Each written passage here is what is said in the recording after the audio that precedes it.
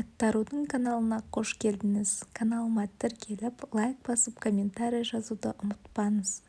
Бүгін біз қоюлатылған сүттен жаңғақ пісіретін боламыз. Өте дәмді, ауызда еритін, барлықтарыңызға жасап көруге кеңес беремін.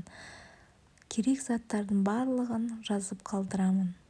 Ең алдымен майымызды, қантымызды, жұмыртқамызды қосып, әбден бір келкі масса болғанша араластырамыз.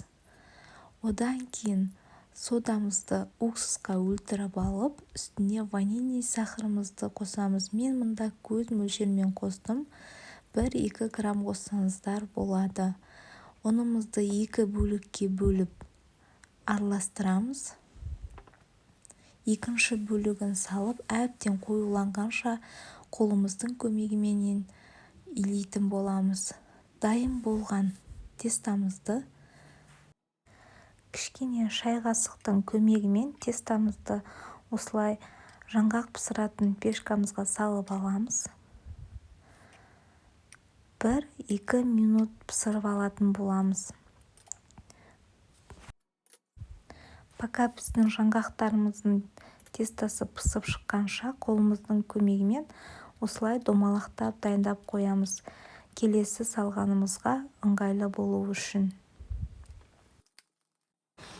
Барлық тестамызды осылай домалақтап дайындап аламыз. Тез-тез салып тұру үшін өте ыңғайлы болады. Одан кейін пісіп шыққан жаңғақтарымыздың барлығын суытуға қойып, ішіне салмасын дайындаймыз. Яғни қоюлатылған сгущенкамызды жағып шығып, екеуін теңестіріп жауып шығатын боламыз. Арасына өздеріңіздің қалауларыңызбен қоссаңыздар болады. Мен грек жаңғағын қосып жасадым. Біздің жаңғақтарымыз дайын болды. Ас болсын, жасап көріңіздер.